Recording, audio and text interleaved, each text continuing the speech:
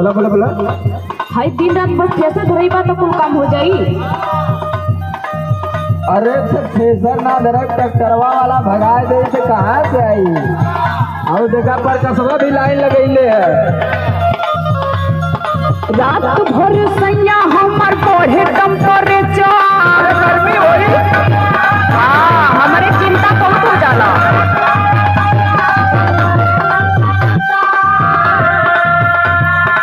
Cooler में रहा cooler में। रात भर सैया हमर बढ़े टेम्परेचर तू धरावेला थ्रेसर तू धरावेला थ्रेसर।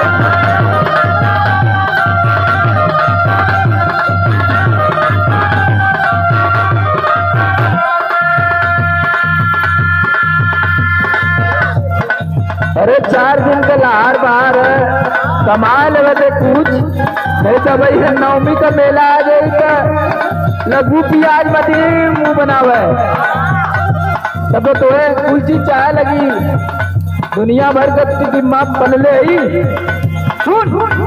सुनावा कैसे छनी पूरी रोज रोटिया बेलाई।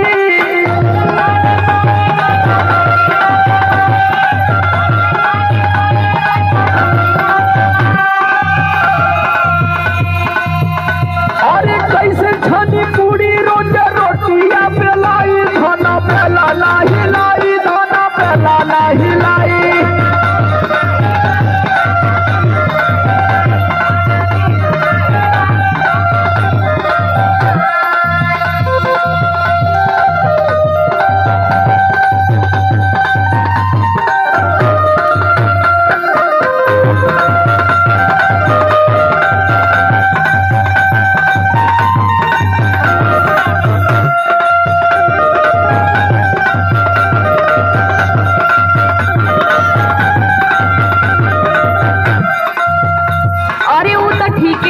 जाना तनी की कमाई बना तो का खायल जाई, लेकिन तनी घरों रहल जरूरी समझा। हाँ तो रही घरे हम मंगवा लिया तो कुल व्यवस्था।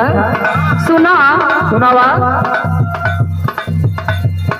जहिया से चढ़ल बाटे चैत के महीना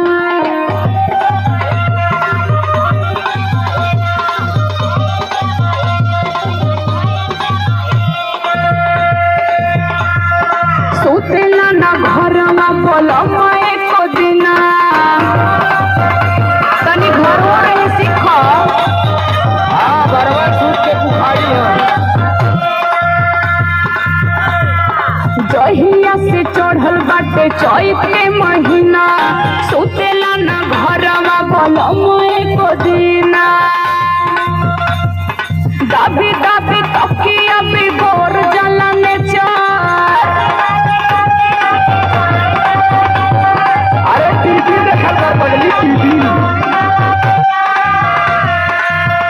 मोबाइल में टिकटॉक पर वीडियो बनावल कर टाइम पास हो गई।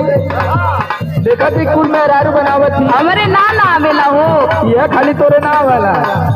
अरे संदीप राज उर्फ राज से सीख ले, वो तो टिकटॉक का स्टार है। दबी दबी तकिया भी बोर जाला ने चार।